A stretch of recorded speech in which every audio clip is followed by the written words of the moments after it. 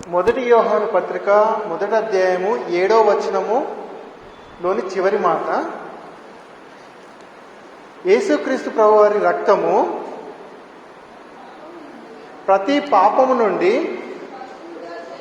మనలను పవిత్రులుగా చేయును. యేసుక్రీస్తు వారి రక్తమాట ప్రతి పాపము నుండి మనలను పవిత్రులుగా చేయును. అంటే క్రీస్తు ప్రభు వారి యొక్క రక్తము మనందరినీ పవిత్రులు చేస్తుంది. బాగుంది. ఇక్కడ నాకు ఒక ప్రశ్న ఉంది. ఎవరి రక్తము? ఎక్కడ చనిపోయిన వ్యక్తి యొక్క రక్తము? గొల్గొతా కొండ. ఎప్పుడు? 2000 సంవత్సరాల కిందట. ఎవరి వల్ల ఆ శిలువ మరణము? ఇజ్రాయేలీలు, రోమా చక్రవర్తి వల్ల. ఓకే, 4 అయిపోయినాయి. ఇంకా 2 ప్రశ్నలు ఉన్నాయి. యేసుక్రీస్తు వారి రక్తము ప్రతి పాపం నుండి ఎందుకు విడిపిస్తుంది? మొదటి 4 ప్రశ్నలకు సమాధానం సులువుగా వచ్చేసింది. ఎందుకు విడిపిస్తుంది? 1. ఎలా విడిపిస్తుంది? 2. ప్రశ్నల్లో మొదటి 4 విషయాలు, మొదటి 4 మాటలు చాలా సులువుగా ఉంటాయి, కానీ ఎలా జరిగింది, ఎందుకు జరిగింది అనే ప్రశ్న వచ్చినప్పుడు ఒక వివరణ అంటూ చాలా పెద్దగా ఉంటుందన్నమాట. ఎప్పుడు చూసినా, ఎక్కడ చూసినా. ఇప్పుడు అన్యులు కూడా కొంతమంది మాట్లాడుతూ ఉంటారు. క్రీస్తు ప్రభు వారట 2000 సంవత్సరాల కిందనట ఇజ్రాయెల్లో గొల్గొతా కొండలో కపాలమనబడిన స్థలంలో సిలువ వేయబడి చనిపోయాడట. అందుకు మాకు రక్షణ రావడం ఏంటి? అది 2000 సంవత్సరాల కిందట జరిగితే 2000 సంవత్సరాల తర్వాత ఇప్పుడు మేమున్నాము, మాకెలా ఆ రక్షణ వస్తుంది అని వాళ్ళు అడుగుతున్నారు. వాళ్ళు అడగడంలో తప్పేమీ లేదు, కానీ సమాధానం చెప్పాల్సిన బాధ్యత అయితే క్రీస్తు వారిని నమ్మిన మనకైతే ఉందా లేదా? ఖచ్చితంగా ఉంది. ఒక్క నిమిషం అయితే మీకే అవకాశం ఇస్తున్నా. క్రీస్తు వారి రక్తము ఎలా మనలను పరిశుద్ధపరుస్తుంది, పవిత్రపరుస్తుంది?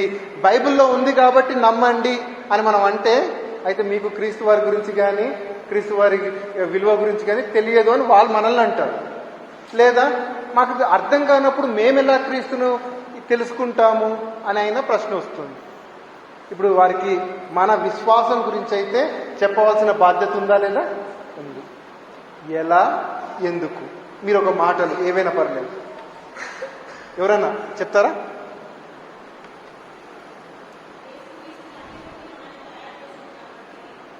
ఆయన సృష్టికర్త కాబట్టి ఓకే. ఇంకా ఓకే, పర్లేదు.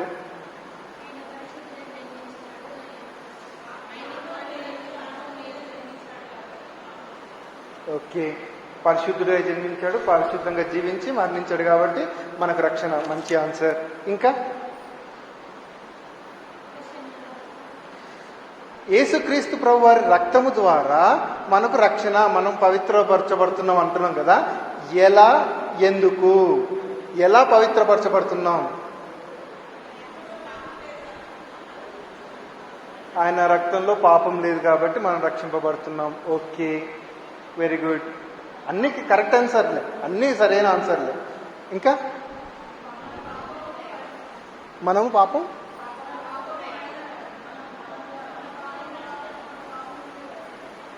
ఓకే, మన పాపం నుంచి రక్షించడం కొరకే ఆయన చనిపోయాడు. ఓకే రైట్, ఓకే పర్లేదు. ఆయన చనిపోవడం వల్ల మనకెట్లా రక్షణ అంటుండే? ఎలా? అది ప్రశ్న. అది నాకు ఎట్లా అర్థమవుతుంది అంటాడు. తండ్రి ప్రకారమే వచ్చాడని నాకెట్లా అర్థమవుతుంది అనే ఒక అవిశ్వాస అడిగే మాటల్నే మనం పంచుకుంటున్నాం. అంటే వారి గురించి కూడా మన బాధ్యత ఉంది కదా. Okay, time up. ఇప్పుడు మనం వాక్యంలోకి వెళ్దాం. వాక్యంలోకి వెళ్లే ముందు ఈ విషయాన్ని 2 రకాలుగా, యాక్చువల్లీ 3 రకాలుగా, కానీ 2 రకాలుగా మాత్రమే ఈరోజు ధ్యానిద్దాం. ధ్యానించే ముందు అప్పుల గురించి కొంచెం మాట్లాడుకుందాం. అప్పులు లెక్కలు మనకు తెలుసు కదా. సాధారణంగా అప్పులు అంటే మనకేం గుర్తుకొస్తాయి? ఒకరి దగ్గర లోన్ తీసుకోవడమో, డబ్బులు తీసుకోవడమో అది అప్పు. ఇంకేమన్నా ఒక వ్యక్తి మరొక వ్యక్తికి అప్పు పడతాడా? ఎలాక పడొచ్చు. రోమిలకు రాసిన పత్రిక 4వ అధ్యాయం 4వ వచనం.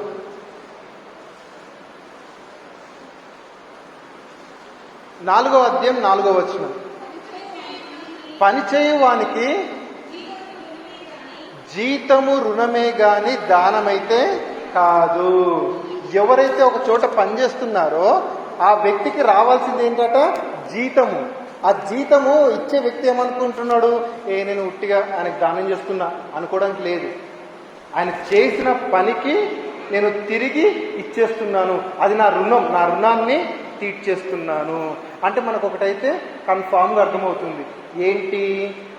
పని ద్వారా కూడా అప్పులు పడతాయి. కేవలం డబ్బు, బంగారము, వజ్రాలు తీసుకోవడం మాత్రమే కాదు, ఏదైనా పని చేస్తే కూడా మనం మరొక వ్యక్తికి అప్పు పడవచ్చు. ఇది ఒకటి అర్థమైంది. సామెతల గ్రంథము 22వ అధ్యాయము 7వ వచనం ఒకసారి చూడండి. 22:7. ఒకవేళ అప్పు చేస్తే ఏం జరుగుతుంది?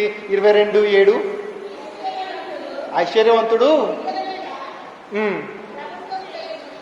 ఐశ్వర్యవంతుడు బీదల మీద ప్రభుత్వం చేస్తాడు. తర్వాత అప్పు చేశాడు అనుకో, అప్పు చేసిన వ్యక్తికి ఈ అప్పు తీసుకున్న వ్యక్తి ఏమవుతున్నాడు? దాసుడు అవుతున్నాడు. అంటే ఒక వ్యక్తి దగ్గర మనం అప్పు చేస్తే మనం అతనికి దాసులం అయిపోతున్నాం. గుడ్, అంత బాగానే ఉంది. మనకి ఈ అప్పులలో ఎందుకు? వాక్యపఠనం మనం చదివాం. ఒకరు అమ్మివేయబడ్డారు, ఒకరు ఏంటి అతనికి ధనం వల్లనో బంగారం వల్లనో ఏదో ఒక కారణంగా అమ్మివేయబడ్డాడు. ఒకసారి చూడండి, లేవియాకాండం 22వ అధ్యాయము 48-49 వచనాలు. 25వ అధ్యాయము 48-49.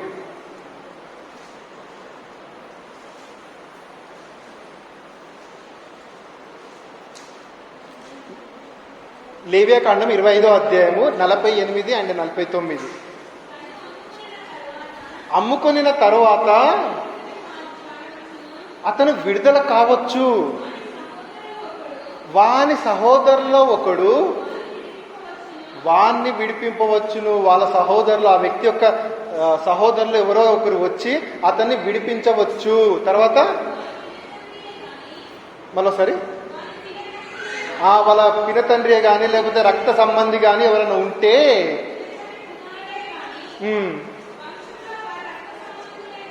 ఆ వంశంలో ఎవరైనా రక్త సంబంధులు ఎవరైనా ఉంటే ఆ క్రయధనాన్ని చెల్లించి అతనిని విడిపింపవచ్చు. మీరు కొంచెం జాగ్రత్తగా వినాలి, ఎందుకంటే ఇది కొంచెం గజిబిజి చేస్తున్నట్టుగా అనిపిస్తూ ఉంటుంది. గజిబిజి చేస్తున్నట్టు అనిపిస్తుంది. ఈ వచనం ఎందుకు వచ్చింది, ఆ వచనం ఎందుకు వచ్చింది, కంక్లూజన్ వచ్చినప్పుడు మనకు సులువుగా అర్థమైపోతూ ఉంటుంది. అంటే ఒకరు అప్పు చేస్తే అతన్ని విడిపించాలంటే మరొకరు రావాలి. ఆ ధనాన్ని కడితే విడిపింపబడవచ్చు. మనం బైబిల్లో చూసాం, అన్నలు యోసేపుని ఏం చేశారు? అమ్మి వేశారు. ఆ ఇస్మాయిలీలు మరొకరికి అమ్మి వేశారు. ఎవరన్నా వచ్చి యోసేపుని విడిపిస్తే విడుదల వస్తుంది. కానీ యోసేపుని ఎవరు విడిపించారు? ఆ రోజున చూస్తే రాజుకు పని పడింది. రాజే జైల్లో నుండి తీసుకొచ్చుకొని సింహాసనం దగ్గర కూర్చోబెట్టుకున్నారు. అంటే ఎవరన్నా అప్పు పడితే ఖచ్చితంగా కట్టాల్సిందే. బాగుంది. మరి మనము ఎవరికైనా అప్పిచ్చామా? మరి మనము ఎవరి దగ్గరనైనా అప్పు చేశామా? లేకపోతే మనం ఎవరి దగ్గరనైనా అప్పు పొందుకున్నామా? ఏమైనా చేస్తున్నామా మన జీవితంలో? చేస్తున్నాం. Okay, right. ఫస్ట్ కొన్ని మంచి మాటల నుంచి కొంచెం నెగిటివ్కి వెళ్దాం. మొదటిగానైతే సామెతల గ్రంథము 19వ అధ్యాయము 17వ వచనం.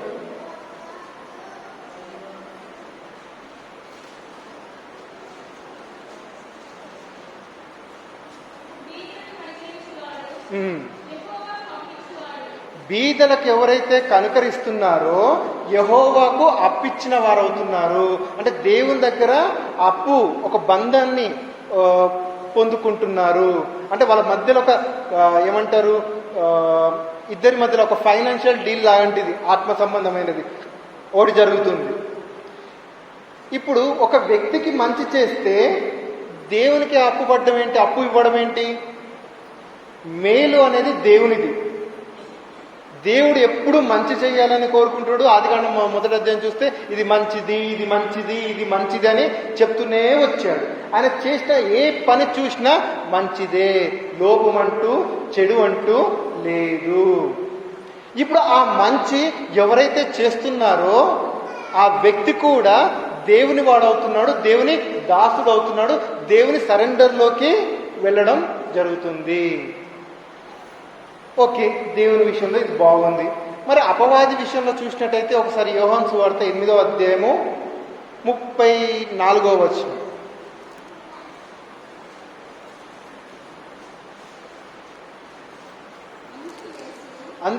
అందుకు యేసు, పాపము చేయు ప్రతి వాడును పాపమునకు దాసుడు, పాపానికి దాసుడైపోతున్నారు. మంచి చేసిన వ్యక్తి ఏమో దేవునికి దాసుడైతుంటే, చెడు చేసిన వ్యక్తి ఏమో కూడా ఏమవుతున్నాడు? పాపానికి లేకపోతే చెడుకి దాసుడవుతున్నాడు. అసలు మంచికి తండ్రి దేవుడైతే మరి పాపానికి తండ్రి ఎవరు? సాతాను. అబద్ధమునకు జనకుడై ఉన్నాడు మనం చూస్తాం అదే అధ్యాయంలో. అంటే పాపానికి తండ్రిగా సాతాను కనపడుతున్నాడు.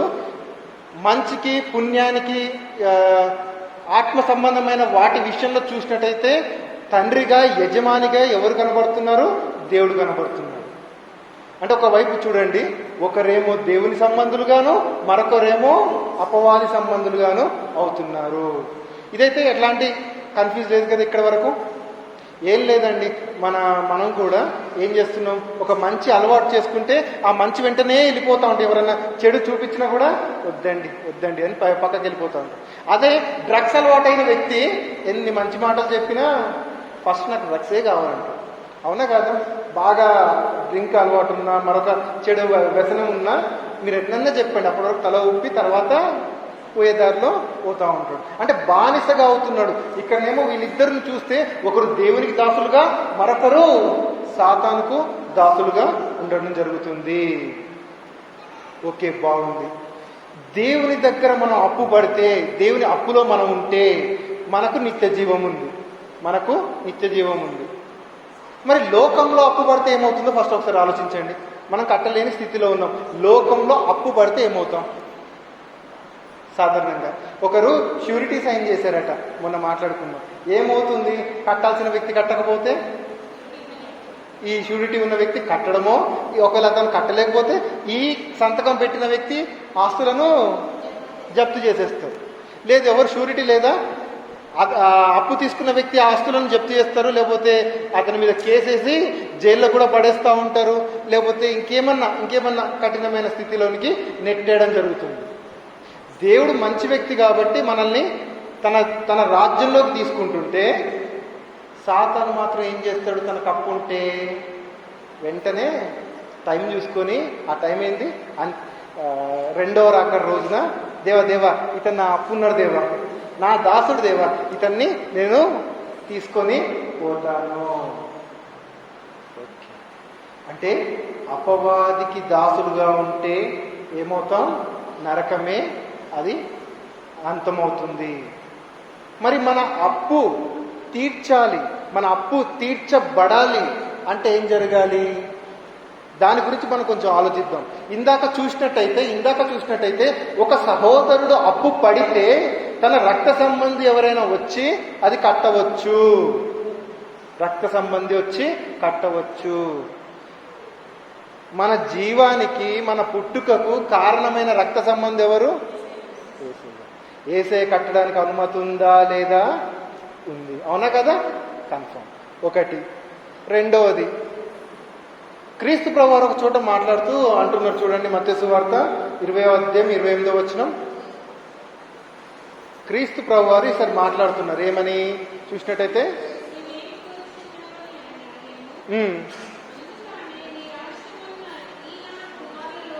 20వ అధ్యాయం 28వ వచనం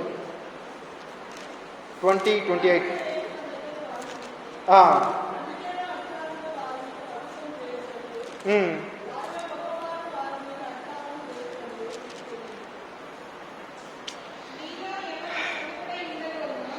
మత్తయి సువార్త 20వ అధ్యాయం 28వ వచనం, మనుష్య కుమారుడు పరిచారము చేయుటకు రాలేదు గాని పరిచారము చేయుటకును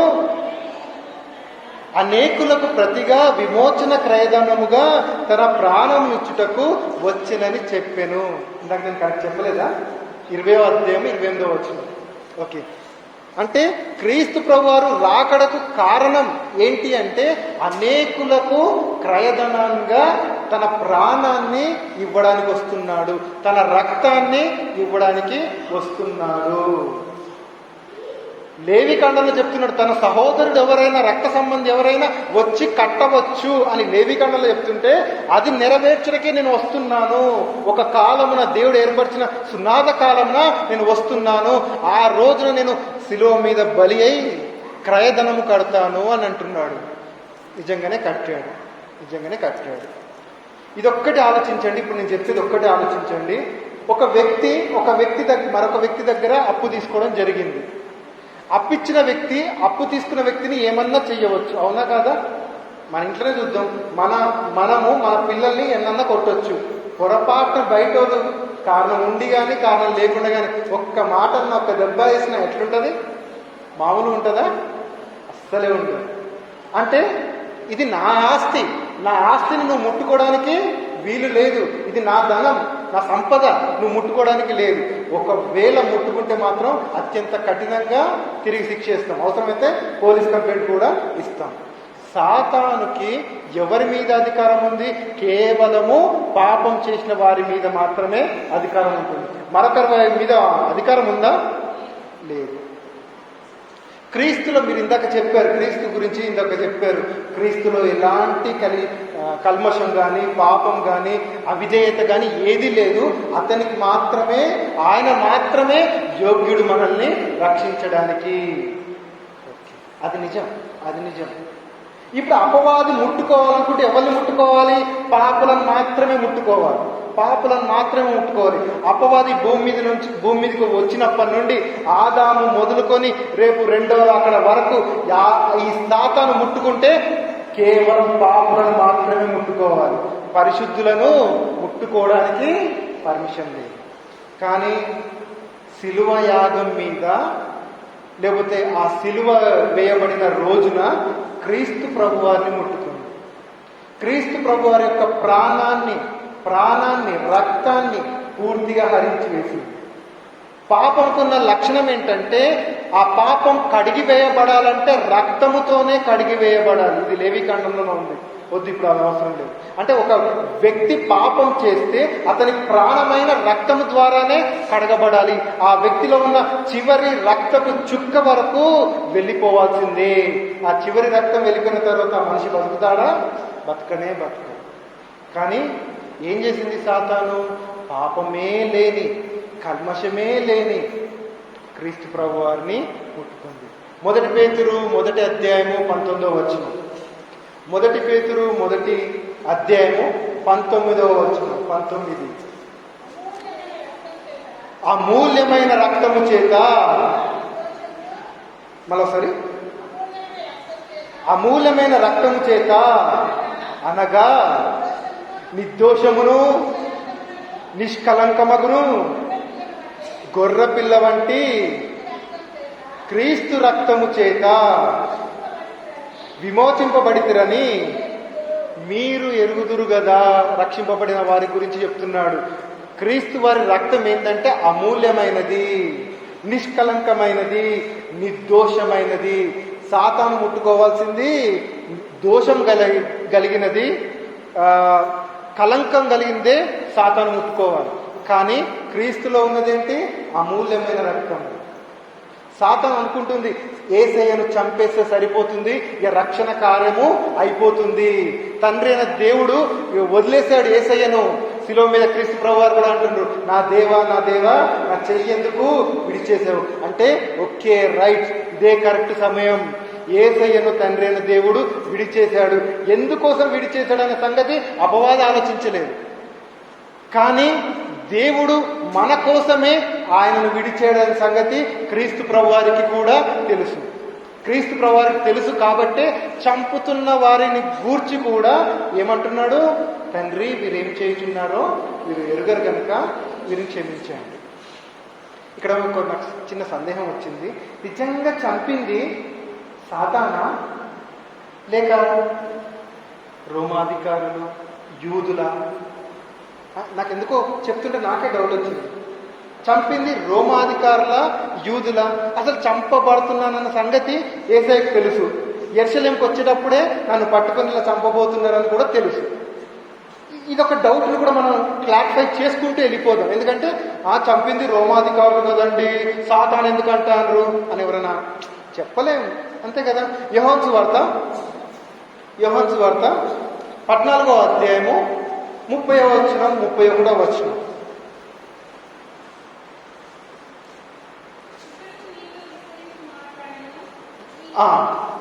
చదవండి అక్కయ్య.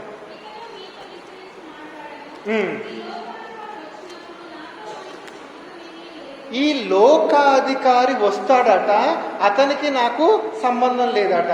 మంచికి చెడుకి ఎక్కడ సంబంధం ఉంటుందా? ఉండదు. అలాగే లోకాధికారికి నాకు సంబంధం లేదు. తర్వాత ఏమంటుండే యేసయ్య? అయినా సరే నేను తండ్రిని ప్రేమించుచున్నాను, లోకము తెలుసుకొనున్నట్లు తండ్రి నాకు ఆజ్ఞాపించింది నెరవేర్చడానికే నేను ఇలాగ చేయుచున్నాను. లేండి ఇక్కడ నుండి వెళ్దాము అంటే నెక్స్ట్ ఆయన బలియాగం గురించి వెళ్ళబోతున్నాడు. అంటే తండ్రి అయిన దేవుడు నాకు అప్పచెప్పాడు ఒక పని అని ఒక విషయాన్ని గుర్తు చేస్తున్నా. ఆ పని ఏంటో మన అందరికీ తెలుసు. నువ్వు లోకానికి వెళ్ళాల్సిందే, లోక పాపంలో మోసుకెళ్లే దేవుని గొర్రెపిల్లగా నువ్వు వెళ్ళాలి. ఈ విషయము లోకము తెలుసుకోవాలి. లోక పాపము మోసుకెళ్లే గొర్రెపిల్ల అని లోకము తెలుసుకున్నట్లు ఇది జరగాల్సి ఉంది. కానీ లోకాధికారి అయితే వస్తున్నాడు. ఈ లోకాధికారి ఎవరు? అతనికి నాకు సంబంధం లేదంటున్నాడు. ఈ లోకాధికారి ఎవరు?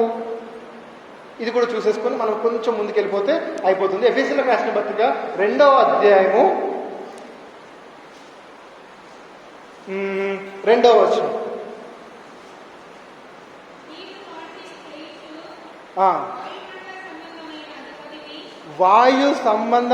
వాయుమండల సంబంధమైన అధిపతిని అనగా అవిధేయులైన వారిని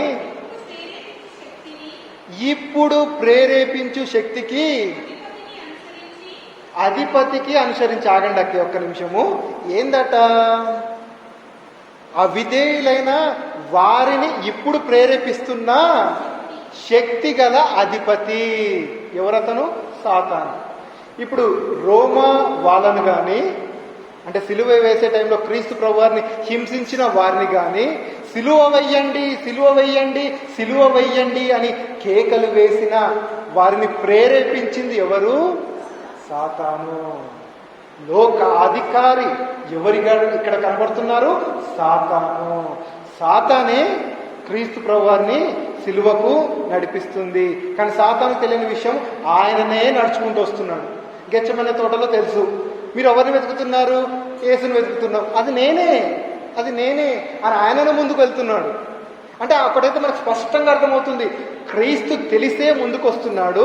అపవాది మాత్రం క్రీస్తు ప్రభువారిని చంపేస్తే ఈ రక్షణ కార్యం ఉండదు అనుకుంటూ అది ముందుకెళ్తుంది.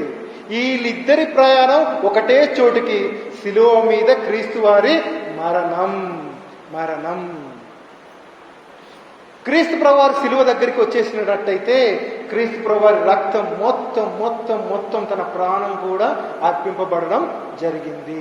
అమూల్యమైన రక్తము, నిష్కలంకమైన రక్తము, నిర్దోషమైన రక్తము, అత్యంత పవిత్రమైన రక్తము చెల్లింపబడింది. సాతాను ముట్టుకోవాల్సింది ఎవరిని? పాపులను మాత్రమే, కలంకమున్న దోషులను మాత్రమే.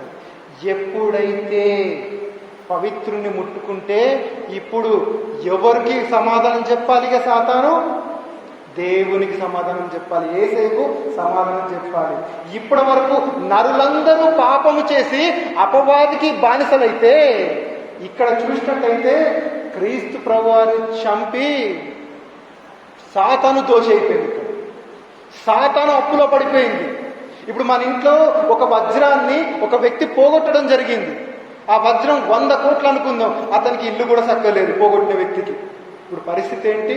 ఇక నా జీవితం అంతా నువ్వేం చెప్తా చేస్తానయ్యా అంటారా? అన్నాడా?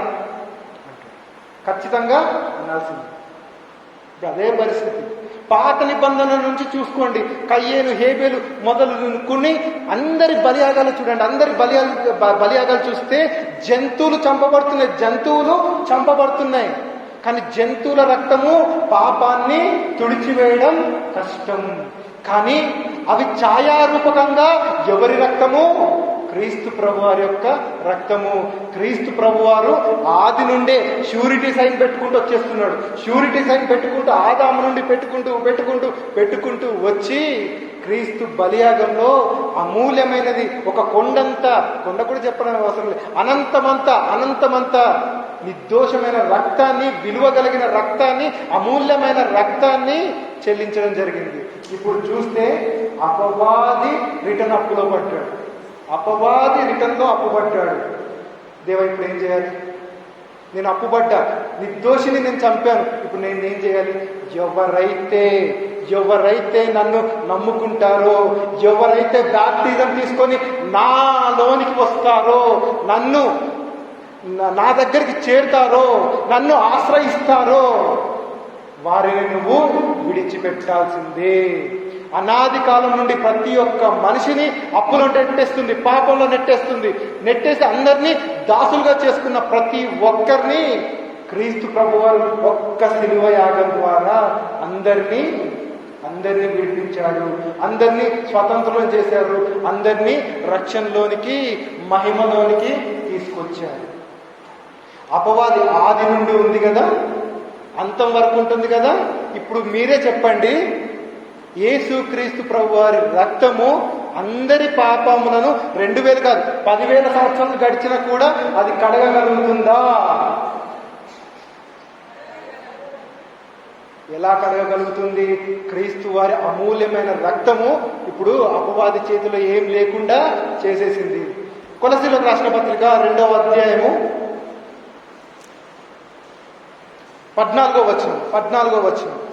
కొన్ని వచనాలను మనం చూడగలిగితే దాంట్లో ఉన్న మ్యాజిక్, దాంట్లో ఉన్న లోతు చాలా ఆనందాన్ని కలిగజేస్తూ ఉంటుంది. చూడండి 14వ వచనం, 13 నుంచి కలిసి ఉన్నాయి. సో మన పరిస్థితి ఏంటంటే అపరాధముల వలనను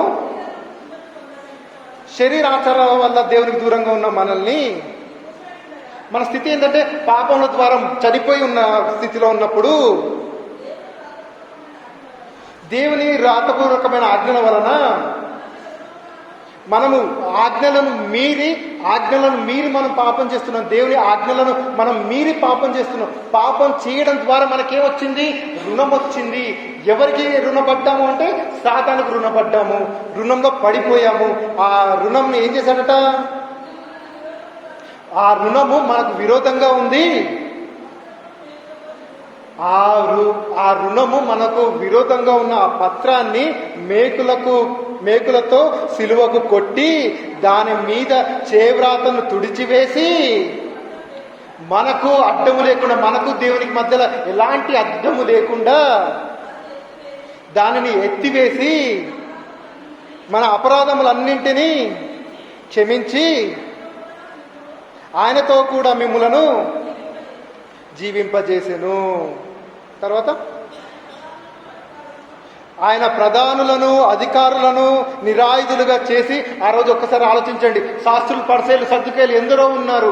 రోమా గవర్నమెంట్ కానీ మరొక పోలీస్ వ్యవస్థ కానీ ఎంతో మంది ఉన్నారు. వాళ్ళు ఎంతమంది ఉన్నా సరే వాళ్ళ ఆయుధాలుగా యేసయ్య ముందట కానీ ఆ విశ్వాసాల ఎదుట కానీ నిలబడ్డాయా? మేము బ్రతుకుతే క్రీస్తే చంపేస్తారా? క్రీస్తు దగ్గర ఉంటాము. స్టెఫను చూడండి, పేతురును చూడండి, భక్తులను చూడండి, వాళ్ళ ఆయుధాలు పనికి రాకుండా అయిపోయినాయి. ఎందుకు అంటే మేము క్రీస్తు రక్తంలో కడగబడ్డాం. ఇక మా ప్రయాణం మా గమ్యం పరలోకమే అనే విధంగా వాళ్ళ ఆయుధాలన్నింటినీ నిరాయుధులుగా చేసి సిలువ చేత జయోత్సవము, విజయము, మేము గెలిచాం, మేము దేవునిలో గెలిచాం అంటూ ఆర్భాటంగా సువార్తను ప్రకటించుకుంటూ వచ్చారు. ఆర్భాటంగా క్రీస్తు చనిపోయి మమ్మలను గెలిపించాడు. దేవుడు గెలిచాడు, మమ్మల్ని గెలిపించాడు. ఇక మీదట సాతాను కానీ సాతాను సంబంధమైన ఏ శక్తులు కానీ మా మీద పనిచేయవు అనే విషయాన్ని గొప్పగా విజయోత్సవంగా చేశారు. తర్వాత ఏం చేశారు? ఆ విధంగా చేస్తూ వారు ముందుకు కొనసాగారు. అంటే క్రీస్తు శిలువ యాగంలో మన మీద ఉన్న అప్పు పత్రం, సాతాను రాసిన అప్పు పత్రాన్ని మేకుతో కొట్టేశాడు, పూర్తిగా తుడిచివేశాడు. ఇక మీదట ఈయన నా కుమారుడు. ఎవరైతే క్రీస్తు రక్తంలోనికి వస్తున్నామో, ఎవరైతే దేవుని సన్నిధిలోకి వెళ్తున్నామో, మన అందరం దేవుని సంబంధులమే. ఇక మీదట మన మీద ప్రభుత్వం చేయడానికి అపవాదికి కానీ పాపానికి కానీ లేదు. క్రీస్తు ప్రభు వారి యొక్క రక్తము ప్రతి పాపం నుండి మనలను పవిత్రులుగా ఈ విధంగా చేసింది. ఎలా చేసింది? క్రీస్తు ప్రభు వారు అమూల్యమైన రక్తాన్ని చిందించి సాతాను ఓడగొట్టి మనకు రక్షణ ఇచ్చింది. ఎందుకు జరిగింది అంటే దేవుని యొక్క అనాది సంకల్పం. ఒక్క విషయం చెప్తాను, భూమి ఆకాశం ఏది పుట్టక ముందే క్రీస్తు ప్రభు వారి యొక్క బలియాగాన్ని దేవుడు పరలోకంలో లిఖించేశాడు. ఆ సంకల్పాన్ని నెరవేర్చడం కొరకే 2000 సంవత్సరాల కిందట వచ్చాడు. 30 సంవత్సరాల వరకు కుటుంబాన్ని బాధ్యతలు చూసుకున్నాడు. 3.5 సంవత్సరాలు దేవుని పరిచర్యలో ఉన్నతంగా జీవించాడు. చివరి రోజున మన కొరకు సాతాన్ని ఓడించి దేవునిలో నిలబెట్టాడు, మనలను నిలబెట్టాడు. ఇప్పుడు క్లాప్స్ కొట్టాలి, ఒక్కసారి అయితే క్లాప్స్ కొట్టాలి. క్రీస్తు ప్రభు కిరణ్ బాగానే ఉంది. ఇంత వివరణ బయటలకు ఇస్తే వాళ్ళు వింటారా? వాళ్ళు కూర్చుంటారా? మేమంటే ఈ 6 గంట సేపు గంట సేపు కూర్చున్నాము, వాళ్ళు ఎందుకు వింటారు కిరణ్? ఇప్పుడు రెండో పద్ధతి చెప్పేసి ముగించుకోండి.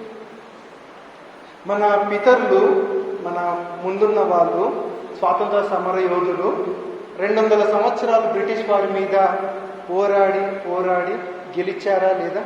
గెలిచారు. పోరాడింది మన పితరులు, స్వాతంత్రాన్ని అనుభవిస్తుంది పోరాడింది వారైనా ఆ తర్వాత తరం వారు జీవిస్తున్నారు. అంటే మనకు ఒకటి స్పష్టంగా అర్థం అవ్వాలి, పోరాటం యేసయ్య చేస్తే రక్షణ మాకొచ్చింది. ఎట్లొచ్చిందంటే స్వాతంత్ర సమరోధంలో నువ్వేమైనా చేసావా? నేనేం చేయలేదు. ఆయన నువ్వు ఎట్లా రక్షింపబడ్డావు? ఇప్పుడేమైనా బ్రిటిష్ వాళ్ళ కింద ఏమైనా ఉన్నావా? లేం మేము స్వేచ్ఛా వాయువులతో ఉన్నాం. అలాగే క్రీస్తు ప్రభువారు ఒక్కరు చనిపోవడం ద్వారా, పరిశుద్ధుడు ఒక్కరు తనను తాను త్యాగం చేసుకోవడం ద్వారా మా అందరికీ రక్షణ వచ్చింది. పెద్ద వివరణ ఇవ్వడం కుదరకపోతే ఒక్క లైన్ చాలు. అప్పటికి అర్థం కాకపోతే కూర్చో బాబు, మనం మొత్తం మాట్లాడుకుందాం. ఏం జరిగింది, పాపానికి జనకుడు ఎవరు, ఏంటి అని అవన్నీ ఒక్కొక్కటి చెప్పుకుంటూ వెళ్ళిపోదాం. ఓకేనా? ప్రార్థన చేసుకుందాం. అంటే క్రీస్తు ప్రభు వారి యొక్క బలియాగం ద్వారానే మనందరికీ రక్షణ వచ్చింది. ఆ రక్షణను మనం కోల్పోకుండా కొనసాగాలి. చివరికి ఒక మాట చెప్పడం మర్చిపోయాను.